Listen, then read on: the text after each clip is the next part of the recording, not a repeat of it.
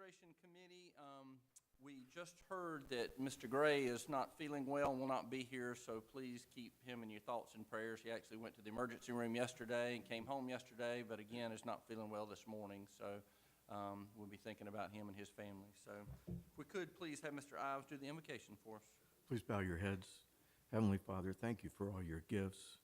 As it was just pointed out, please have special mercies for our member who's not present, Mr. Gray. My day has started out perfectly, and I ask that all of us have perfect days today. Please help us in our deliberations, that the business we conduct today is the benefit of all the citizens of our county. And these requests we make in your name. Amen. Amen. Please stand for the invocation. I'm sorry, the pledge of allegiance.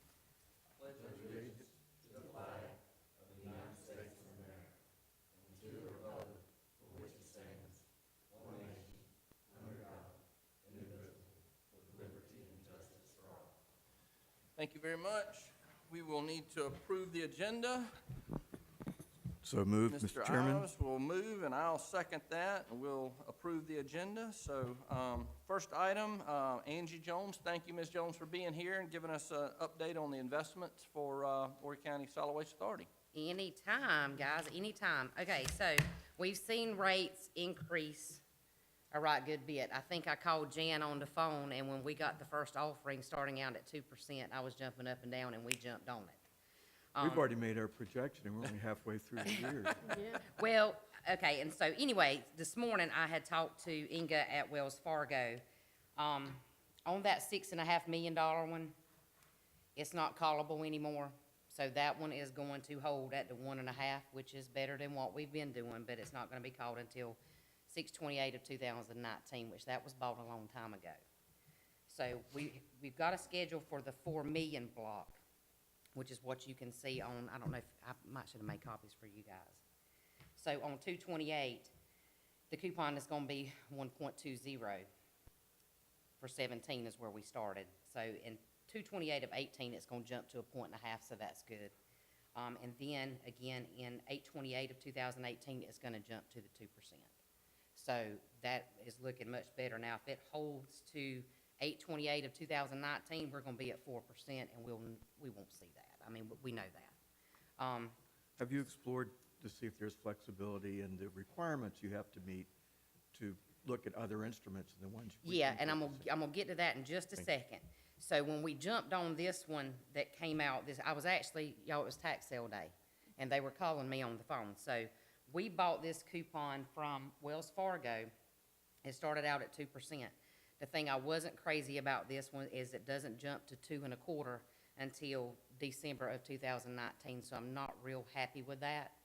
Hopefully, it will be called.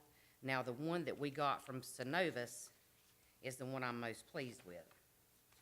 Let me find, because it really, really, really steps up. I think it's in this packet. Hang on, y'all. I thought I printed the email. But anyway, what it does, hang on, let me see if I can find the email real fast. Because this is my favorite one, and it will be yours too. And if we could do more of this, it would really help us. And then I'm going to get into the 90-day T-bills that we can look at also. Let's see. When did we buy this, y'all? I thought I had this printed out.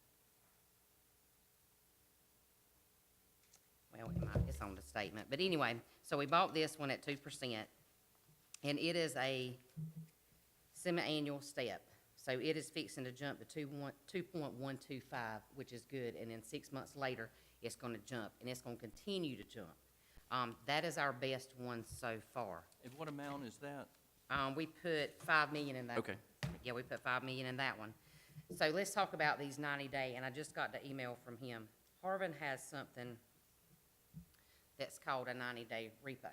It kind of works like the T-bill. When we were in SCAT last week, they were saying that our 90-day T-bills, we were fixing to see a 1.5. Okay, so what I was going to tell you is the state investment pool is at 136, which is pretty good, and we'll probably see that raise at some point too. The state treasurer's office is projecting that. But y'all got $10 million there. If these T-bills jump or the 90-day repos to a 1.5, I think if you could stand it, to pull 5 million from it, and let's stick it in there for 90 days, we can even make better than what the state investment pool is doing. This email I just got is still at 1.3 right now. Is there a surrender charge to do that? No. No. I mean, it works the same way. Well, wait a minute. That is correct. We are at 1.5 on a 90-day repo and a 1.3 on overnight. So the repos are at a 1.3, and the 90-day T-bill, which was just tied up for 90 days, is at a 1.5. So that's better than the pool. Now, what I've told the airport and different entities is, well, it was at 1.3 and the 1.4. We needed at least 1.5 before we were gonna pull for the investment pool for it to even be worth it, because you are tying up for 90 days. But I think if you can stand it, I mean, it is a little bit more than a state investment pool right now. And then as these things are called, hopefully we'll find better. And the projections are that the rates are going to increase 2 more times. And the reason we didn't jump out and spend everything you had is because we knew that the projections were supposed to go up in the last quarter and 2 more times this year. So we're in better shape, and all of this is fully collateralized, 100% safe. We're not gonna lose anything. Yeah, and we shouldn't have any problem doing that because we currently don't have any major projects other than our landfill gas expansion going on, and so we're in pretty good shape there. Yeah, We're so, not and I mean- anticipating anything, so. All right, and so you've got what, 10 million too? In the investment pool? Yeah. So if you guys are okay with that, we'll stick it in a 90-day T-bill at a 1.5. I mean, it's better than That's right. the one. And then as we see the investment pool go up, which it will, is projected to as well, may not be worth it at that point. But I think with that, you know, almost 20 basis points, I think it is. Yeah, that'd be On, great. on $5 million. Now, it wouldn't be on $250,000, but, you know, 5 million, we getting up there and Right. some differences. But the Synovus one is the best one that we've done so far, because it's a semi-annual step. It's gonna keep increasing. It's not gonna hold. And what I let Wells Fargo know yesterday when they sent me this, I didn't realize it was gonna stay at the 2. You know, normally they send me quarterly or semi. And I told her, never again send me something that's gonna hold for 10 years, or 2 years, because that's not what we want. I don't want them to hold. We want them to be pulled. Because if they're pulled, that means our rates are going up, and we can turn around and purchase at even Especially a higher with rate. anticipated That's right. steps we're expecting. That's right. Do we have indication on the projections of the interest income versus what the budgeted or anticipated was, the difference based on these changes? I do not have, but I can Okay. get that. Like I Yeah, said. it'd be interesting to know, you know, what that interest income difference is by making these changes, what Yeah, 'cause the 1.2 is advantages, just, right. I mean, it's really low. And then the 1.5 in today's market is actually, it's better, but it's still low when you've got trades starting at 2%. When you're at the bottom, the step increases are a huge percent. Exactly, exactly. So we're gonna do better. There's no question about it, and we watch it. We just don't wanna put all our eggs in one basket. Like I told you when I was here before, we kinda wanna diversify. That's why we've got some in the investment pool. We can do some in the T-bills if you guys want to. We're working with Synovus, and when I say Synovus, that's NBSC. That's who that is. That's a bank. And then Wells Fargo. So we've got some with BB&T. BB&T on the county and school side hadn't really showed us what Synovus and Wells has done. They have more creation power, I guess you'd say. But I am gonna meet with a banker tomorrow. I am hoping I can talk him into this, and this is another option. We have some monies, well, the previous treasurer had done a while back. We're ended up with 1.70 on that money, and it is completely liquid. So, if I can twist his arm and beg and see if I can get him to take some more money, because as of right now, he's not taking money, but if I can talk him into that, I would really like to see, let's leave in a little teeny bit in here in the state investment pool, and let's pull, you know, 9 million of this money and put it at 170, and it is liquid. And that's the liquid pool. Wow. It's liquid. Wow, that'd be Is great. that with Southern First or First South? I think it's First South. But we do have some airport money and some county general in that. Roddy done that before he left, and they don't follow prime, so it was at 1%, so I was able to kind of twist his arm and tell him I was gonna pull it, and he ended up giving us 170. Wow. So if I can talk him into that, that is an option, and I'll know a little bit more about that tomorrow. Okay. And I'll get the information for the budget workshop on the interest income. That'd be great. Thank you. And if you need any help from us, you just, I will. Yeah, Thank you so much in your diligence in shopping rates. You told us you would, and you've come right through. and I'll continue. Thank you very much. We really appreciate that. Yes. Makes a huge difference, so. And I start saying, Angie's been great to contact me anytime she comes across anything and have some communication with me on where our funds are, if we need anything. So I really appreciate that a lot. Good. Her staff has been really great. Well, hey, I work for you guys too, so anytime you need me, you just call me and I'll be right here. Any questions, any presentations y'all need me to do? Good. I'll do. Any other questions? Couldn't ask for better. Thank you so much. Yeah. Thank y'all. Thank you so much for Thank you so coming. much for being here. And I'll talk to you sometime at the end of the week. Okay. Thank Y'all have a you. great day. Y'all too. Thank you. All right, Murph update. Ms. Bidding. Okay, just wanted to kind of go over, January and year-to-date, kind of where we are with the MRF. This information is going to be presented at the INR committee meeting next week. What I normally give to them, which you have already seen, is I will give them, October, November, December, and January. I usually give them 3 months. This time it's 4 months because we, put off the INR meeting for a month. I'll give them up-to-date on where we've been since the last time.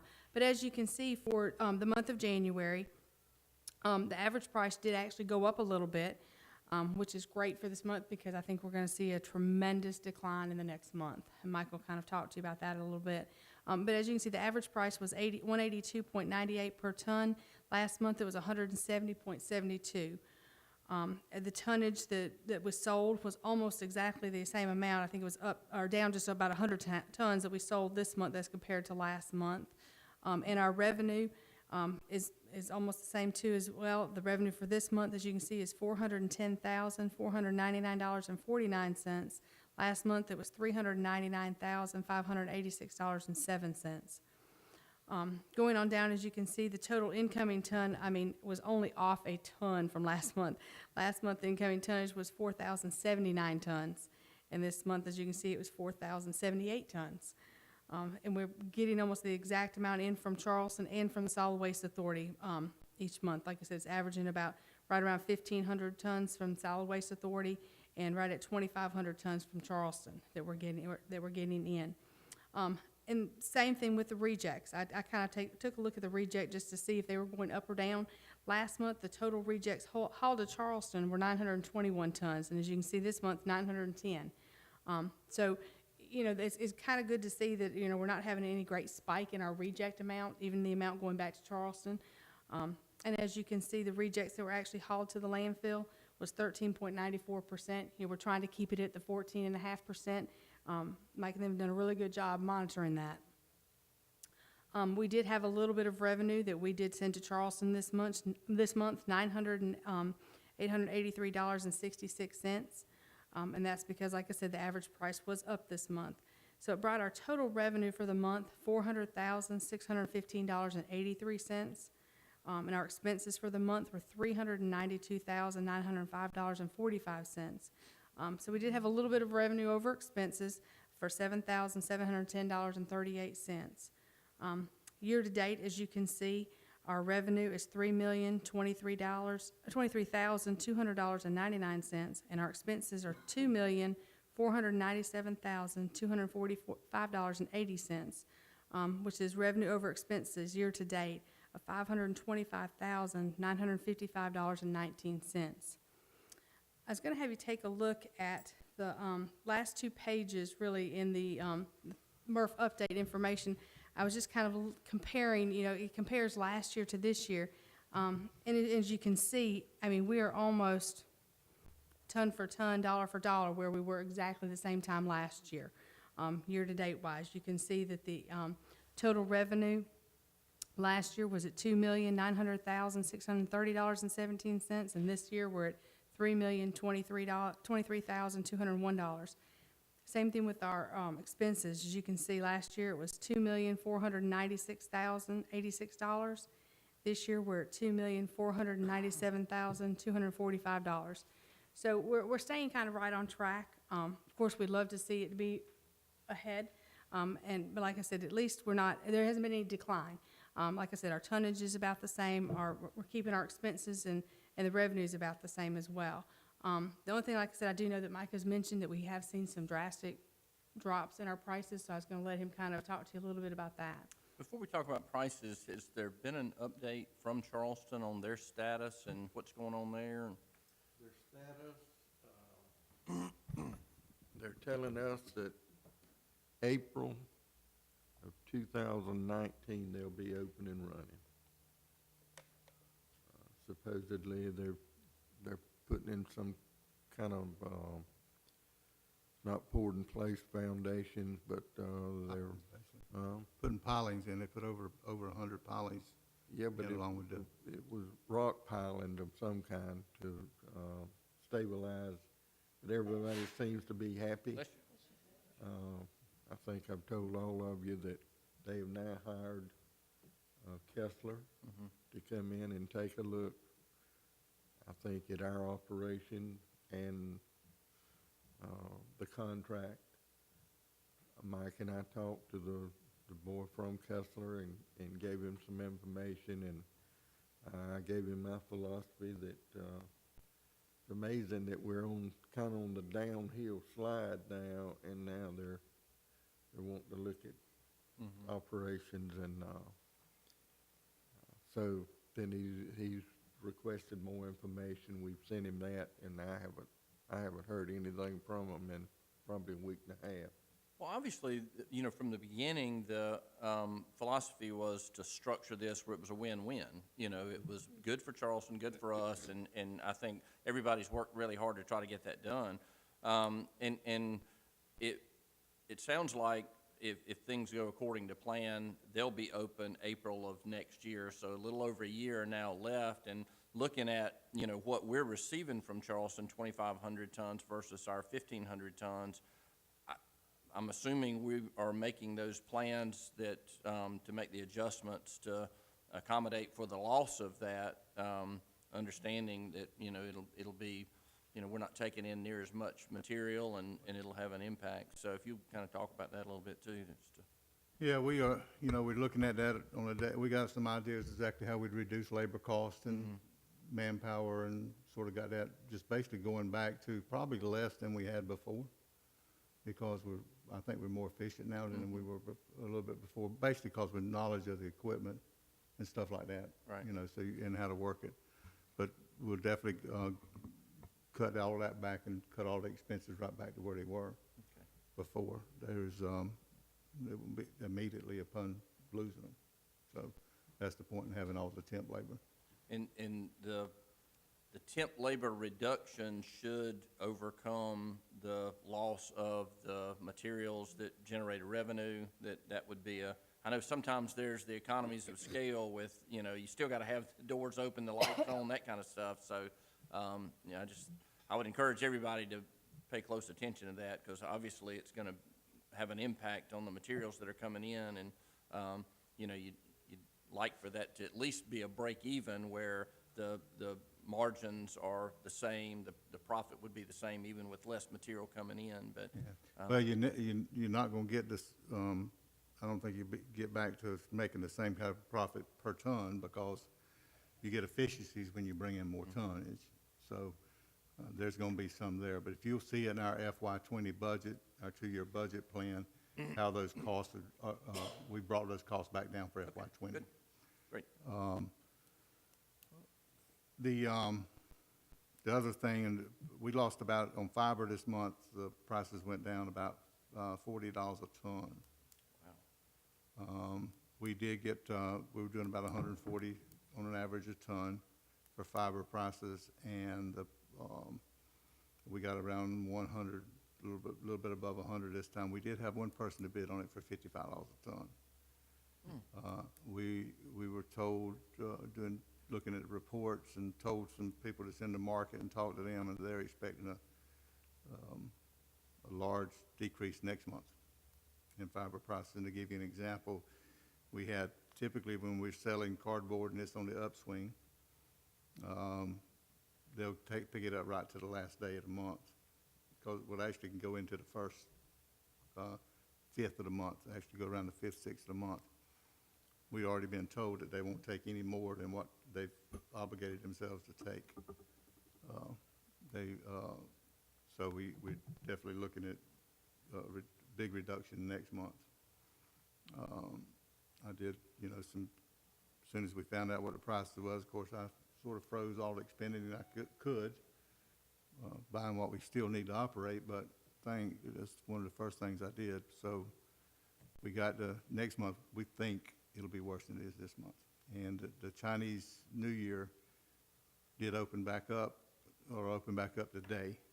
So that means all the plants to go back to work today, but it'll take it a month before they actually kick back in and start ordering again.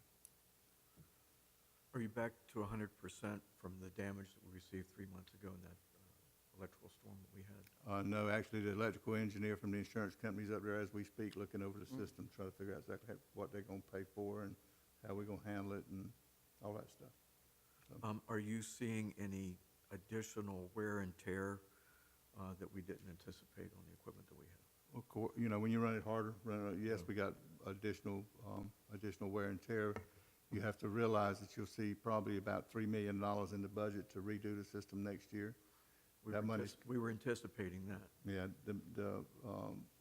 we keep up with the repairs as we go, but the $3 million is from our depreciation fund. We're gonna be requesting that in the budget process, and we'll take that money and start rebuilding the system sometime next year from one end to the other, so we'll be back to par by the time Charleston goes. That's what our objective was, and we're still on track to be able to achieve that. Yeah. Good. Very good. Anything else? Congratulations on keeping our revenues to the same station we were last year. I was expecting some loss because of the challenges we've had in the market, and I'm concerned now about the new report you're giving us about demand. I am What do you concerned. see beyond the immediate horizon? There's no indicators out there. It's, China has a large control of our market when it comes to fund. Without them, it's tough. There's no indication that they're gonna give up anything that they haven't done. Our only plus side is that our material's good, clean material. And I've had everybody in the world come in and said, we don't want your paper, it's mixed paper. No, we don't do mixed paper.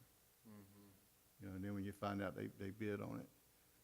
We are working on some avenues to try to get a better stable domestic market. We needed a good stable domestic market right now, and I'm working on some avenues there with a company that's in Georgia and Florence area. Got some calls and then tried to set up a direct link between them and us to see if we can't sell direct to them. So, but a good domestic market would help us. We look at all those challenges, but I do think next month, if I think we will be at a loss probably February and probably March.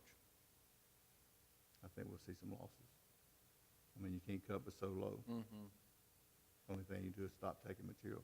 On the other hand, now for Charleston's material, there's a guaranteed rate. So that's going to be the plus side for us. The only reason that the price was as high as it was this month, you'll notice that I sold 2 loads of aluminum.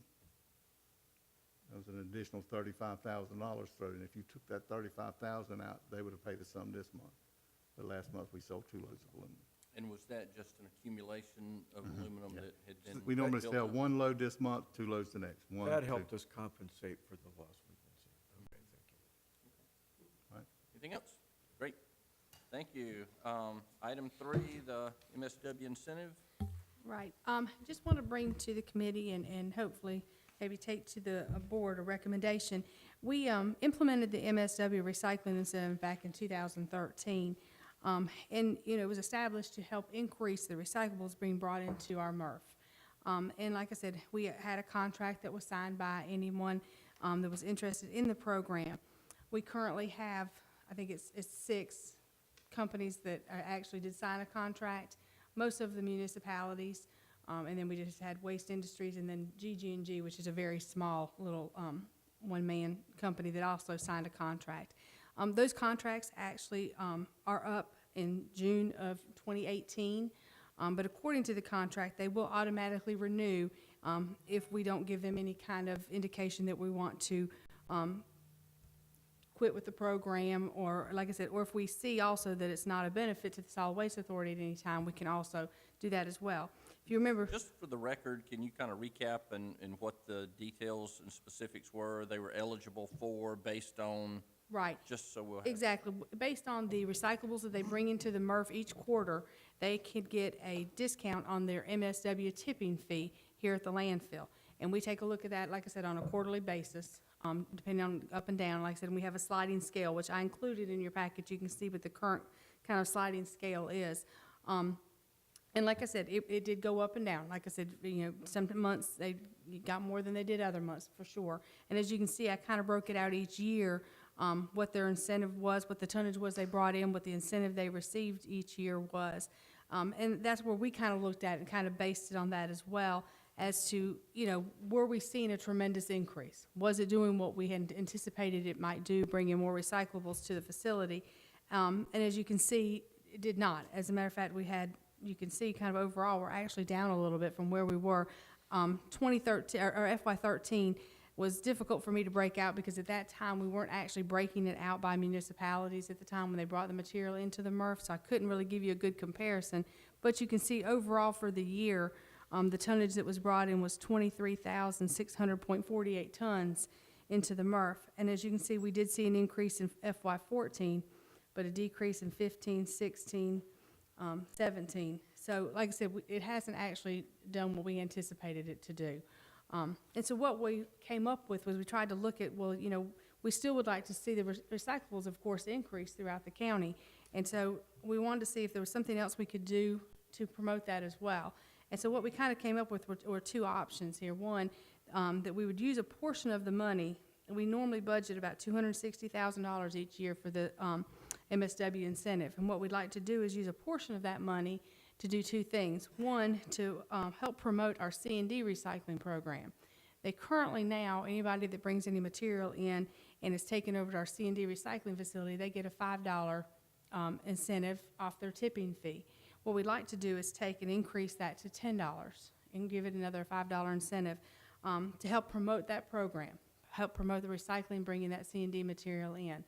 And then we'd also like to use a portion of the funds to set up like a grant program so that these municipalities and waste industries, any of the haulers, if they have a program that they maybe would like to promote to increase recycling, whether it be to buy some type of containers or even, you know, like I said, something along those lines that we could maybe help them with, a grant program that they would apply for to receive some funds to help assist them with that program.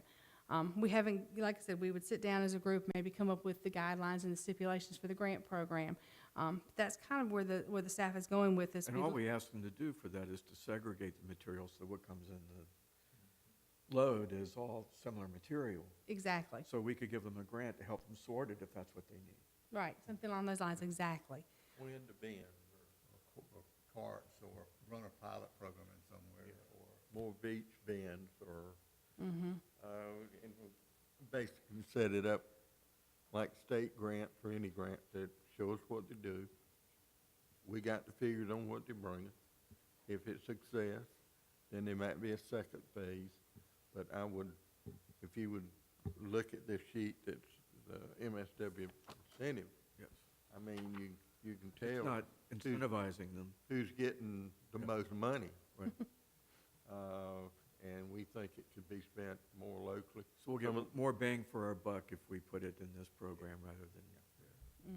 we could very easily require them to show us progress of the program.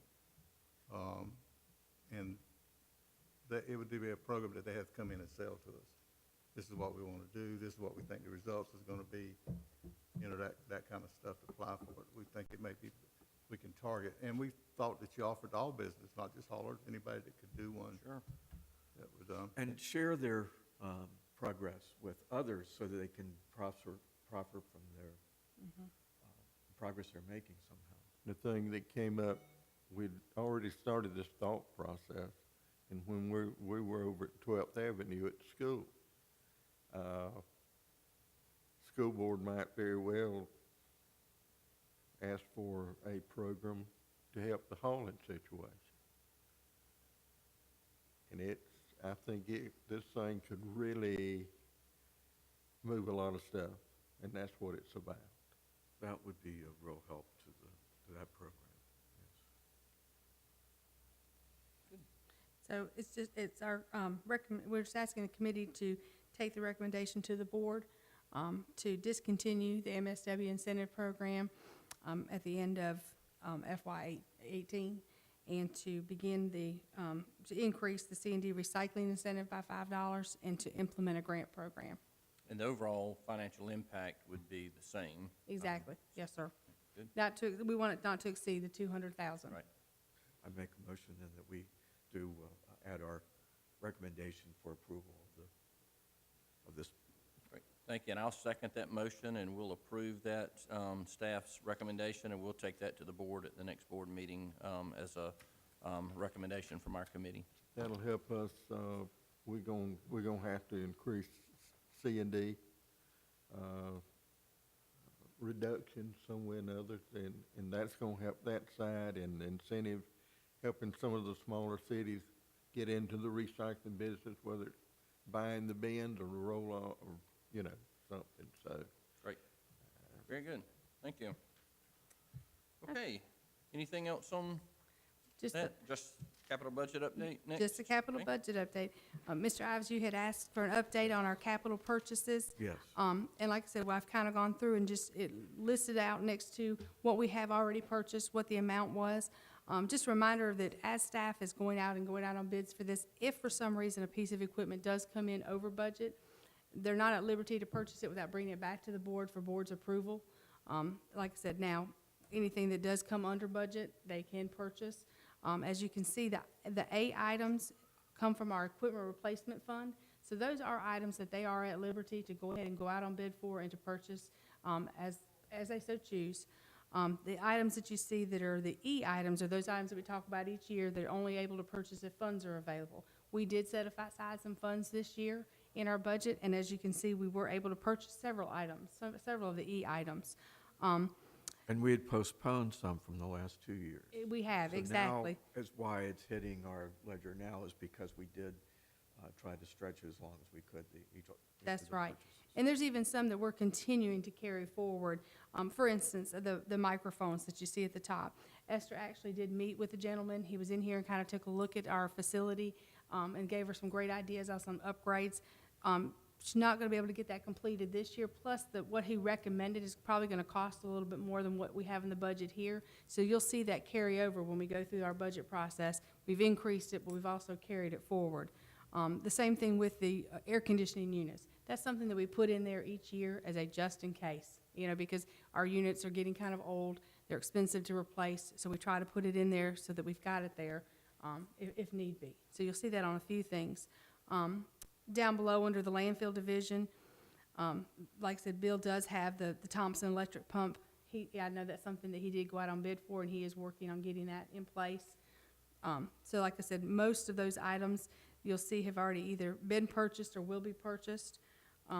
Under the recycling programs division of that area, there's a front-load garbage truck, number 419. That's on order. It's been on order for a year. It takes about a year to get it here. So that is, like I said, that will be replaced this year. It's hopefully supposed to be here in the spring. Where did So, that come from? We put them out on the bid, but we put them out on bid, and whoever wins them, this one was a Peterbilt one, and then it goes, and the body was McNeilus. So it was around 270,000. I think, yeah, 244,000. So, and then the other two, as you see on here, the other front load and rear loader, just because it is on here to be replaced, each year they take a look at it, and like I said, it's based on when it's fully depreciated. It goes on here to be replaced, but doesn't necessarily get replaced when it is fully depreciated. Rodney Cannon will take a look at it, and he'll determine whether it's needed to go ahead and replace, or he can wait. And that rear loader and front loader, he actually did push out until next year because it wasn't necessarily needed to be replaced this year. So staff does a great job of watching the items. They don't purchase just because it's on here to be purchased. If it's something they can push out for a year or two, they will. Do we look for flexible terms, or do we always do cash on delivery? We always do cash on delivery. Now, one thing we are looking at with a lot of these, though, is in the past, we used to have a TM&R that we paid for. And one of the things that our fleet manager has kind of taken a look at now is doing more of a warranty type program. It's a little bit cheaper. Like I said, he's saving us money by doing that versus doing the TM&R, because I think the only difference in cost is we actually have to pay if they come out and service it, which is cheaper than what it would cost us with the TM&R. Yeah. Yeah, something did. Microphones. Spend that budget. But we have the money, like I said, for these items, we put the money aside. Like I said, our equipment replacement fund is actually purchasing these items. So it's not anything that we actually go out and finance. I wouldn't want to finance it, but I would like to see if they had more flexible terms in putting it all, making payment for 100%. But if they attach interest charges to it, it wouldn't be as, Right. but if there's some way we could do a time payment plan, we wouldn't have to have all the funds deposited at delivery. It's worth taking a look at. I'm just asking, because it's a lot of money for this equipment, and they might have the ability to actually carry that at no additional interest.